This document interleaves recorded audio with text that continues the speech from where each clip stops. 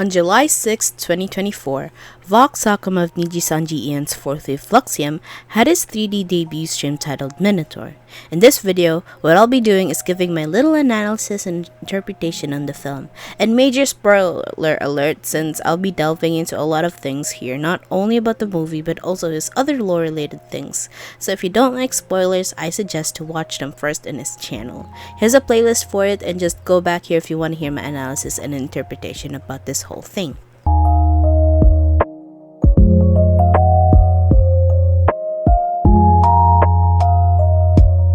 As much as it is his 3D debut stream, Minotaur is his second feature film and a companion piece for his first film, The Demon Hungers, released on November 4th of 2023, which tells the story about the fall of his clan and the truth that he has been hiding for centuries. It is a confession for his crimes that he had committed that haunts him to this present day. There's a lot to talk about in this film, but first, we look into the title. Minotaur. The Minotaur is a creature from Greek mythology that is described to be half man and half bull, that is the child of Pasiphae, the queen of Crete and wife of King Minos, and a white bull that was sent by the sea god Poseidon to the king to sacrifice in honor of him. Instead of doing so, King Minos chose to keep it, and as punishment, Poseidon made Pasiphae fall in love with it, thus the Minotaur was conceived. Instead of killing it, King Minos locked it inside a labyrinth that was designed by Daedalus, and every 9 years or every other year according to some versions, young men and women were sent to the labyrinth to be eaten by the Minotaur. This activity only ended when the Greek hero Theseus was sent into the labyrinth with the help of Princess Ariadne, the daughter of King Minos and Queen Pasiphae, killed the Minotaur and helped her escape from Crete in exchange for her help. According to Alexis Zorbas in an article they wrote titled More Than a Museum, The Hidden Meaning of Gnosis, Minotaur, and Modern Psychology, the Minotaur represents man's unconscious and deepest desires and natural complexities, with the bull representing our primal desire and nature, while the human part represents our ambitions and aspirations. In terms of its symbolic meaning in literature and pop culture, the Minotaur serves as a reminder of how vital it is to confront our deepest fears and to make peace with our complex nature as an individual.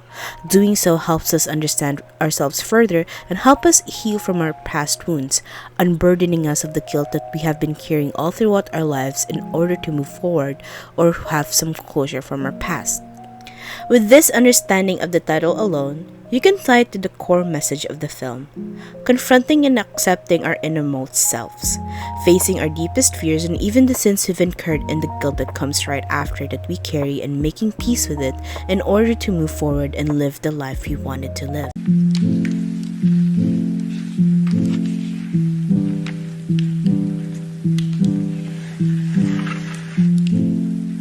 There are several scenes that I want to talk about that stuck with me upon watching the film that made me think about a lot of things.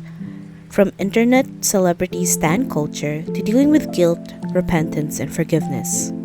First is his monologue after accidentally killing an intruder, recollecting the lived memories of the soul he absorbed before it burns away. It's his way of apology to the soul, giving them some sense of closure that they can't get since they won't reach the afterlife. However, the following scenes after that is a slap to his face for thinking he's trying to do better by doing so. Through the voice, the one we also hear in The Demon Hungers, who mocks at his attempts at atoning for his sins and self-acceptance. In this nightmare, it not only criticizes him, but also the viewers with the song that accompanies it, aptly titled How to Get Away with Murder. This song is him dealing with the guilt of his past and his reactionary frustration and helplessness with the judgment passed by the clan in this modern day. I mean, he did confess to these crimes that took a lot of people's lives. That is the intention of the Demon Hungers. Yet, the judgment passed onto him was forgiveness instead of persecution that demands for an appropriate punishment for his sins, which is what he's expecting, which puts him in this helpless and frustrating dilemma. Was it because the viewers, kindred, have been so attached to him that we can immediately forgive him? Is it because, it's in the past and he has shown remorse to the point of this emotional self-flagellation of being unable to forgive himself? Looking through the overall lore of Vox, there's an overarching theme of self, from claiming your identity, finding yourself, and even forgiving and freeing yourself from the burdens you've been carrying to live the life you yearn for. As if the tone of the film couldn't get any more heavy, the classroom scene was next. It's something everyone should keep close, and if you can't answer it off the top of your head, I dread to imagine how you'll perform for the rest of the semester.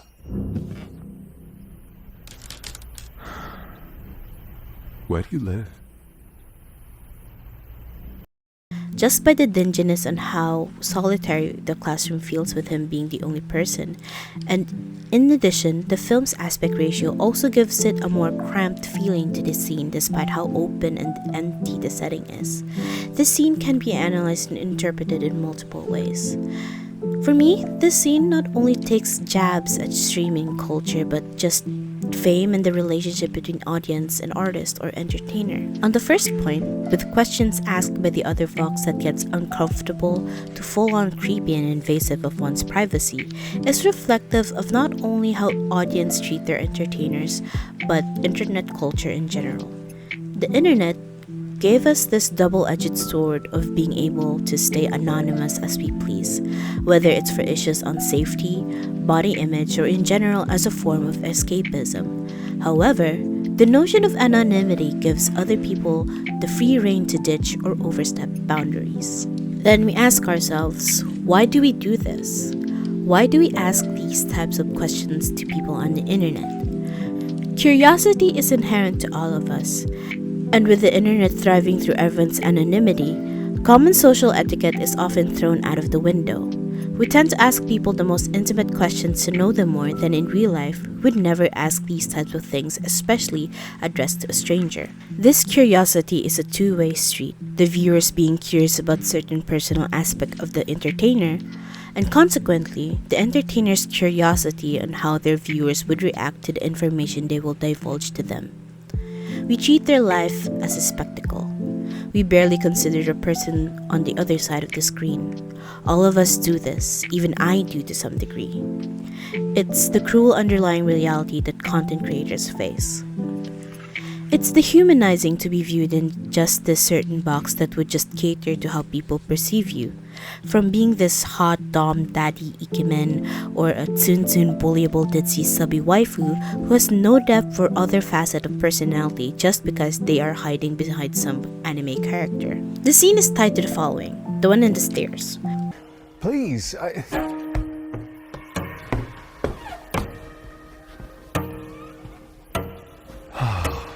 It can be correlated to the whole theme about the self. One is about letting people pry us open so as to not further upset them or even gain a reaction that is deemed to be pleasant at the cost of our safety. As for this one, it's about being frustrated about ourselves. As the scene goes on, you see him chasing his other self to the point of frustration that made him trip and fall back down. This is a visual representation of not only him, but every one of us trying to reach that version of ourselves that we have in our head. The more desperate in chasing it, not slowing down and taking your time to reach it, we get frustrated, and the more we force it, we crash back down and start over. There's a thin line between perfectionism and self-improvement. We must know how to balance it, hoping not to teeter over to this seemingly inescapable cycle of perfectionism and self-hatred, or else we'll just be in a long, winding staircase where we try to chase someone we think we should be, and we end up tumbling back down. You might not like me saying this, but you don't get to control how people feel about your story. True or false, just leave all that aside and just remember you can only control your own take, your own actions, and react to those as best you can. Hell, sometimes we can't even control our own feelings in the heat of the moment and have to reflect on those later and learn lessons to do better next time. Hopefully. so I should treat what I did like it doesn't matter at all? Of course it matters. It matters to you. You did a bad thing and you're convinced it makes you a bad person. Brother, the only thing that'll make you a bad person is letting that stop you from doing any good things. And you have done good things. What you're guilty of now is all there is. You're gonna feel better. Just give it time and listen to those that care about you at least as much as you listen to those who don't. As for Fu-chan's line, it not only resonates with him but also us. As much as Vox admitted to his crimes, we either forgave him quickly or would treat it as just fictional lore about him to give depth to his character. In retrospect, we all have something we've done years ago that haunts us today. May it be a mistake or something dramatic that stuck with us, that trapped us and made us blame ourselves, or in this case, a crime in this continuous cycle of self-hatred and frustration. As much as asking for forgiveness and repentance is very important in moving forward, taking responsibility for our actions that have caused others harm and holding ourselves accountable for the things we have done, we forget that we ourselves need that forgiveness too. After all, when everything's done, you have to sit and live with yourself at the end of the day. In addition, I think there's some things about this that you must internalize. With how toxic online culture is, you must take a step back and introduce kindness in the online spaces we're in, as much as we give out kindness IRL. To add to it, there are many things in this world that we cannot control, one of which is how people react to you and your story. With the internet being the internet, as we discussed earlier, we can't really sway people to think the same way we think about certain things. Sometimes, they would probably won't take us seriously or like us no matter what we do, and it's okay. We can't please everyone, which is a statement that everyone and even me tries to remember every time. Personally, it's difficult to instill, however, knowing that there are people that will and currently are supporting you in your journey is really reassuring. We have our own niches that we can fill, and people who will like it, and if they won't, they won't. And besides, except for actual constructive criticisms, listening to negativities by people who really do not care about you is counterproductive. Though I'm guilty of this too at times, but I'm trying my best to drown them out. Anyways, in the church scene with Vox being fed up with everything that happened to him in this movie,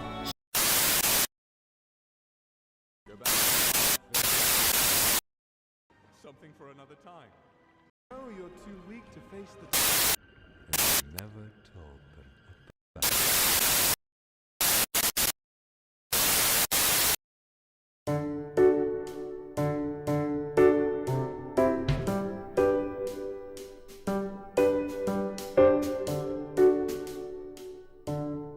this 3D debut is really clever and very unique, just like any other 3D debuts. However, it is unexpected considering the timeline between his first film and to this, which to me is really impressive. The pacing, directions, editing, writing, and cinematography were really clever, and you can tell the passion and effort that is woven into this, which gave emphasis and depth to the story he's telling.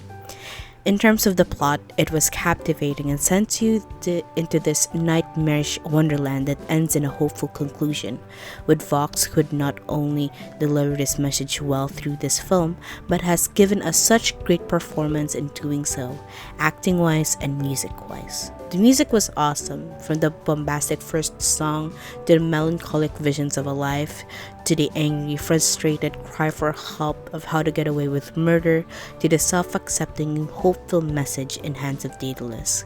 The music in this film showcased Vox's improvement in terms of singing and the diversity of genres he can or tries to do, which I'm very happy to see him come far from not being so confident about his singing to this.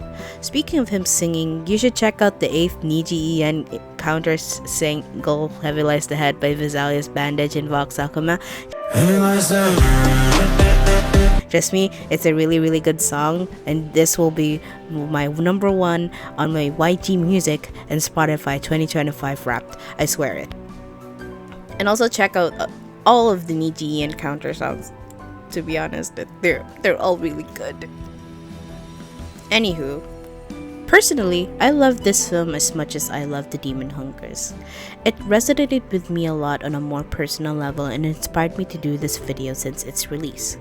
It's a film about self-acceptance and self-forgiveness and even letting go of the past so that you can finally be in the present and look forward to the future, which I relate to a lot. As a kindred, I am so happy for the guy, and my respect and adoration towards him grows every day. This 3D debut alone shows that he has still so much more to show the world what he can do and what he is capable of doing, and apparently it's just the surface of his stories, so I'm looking forward to whatever he has in store for us, and I wish nothing but good things to come to him.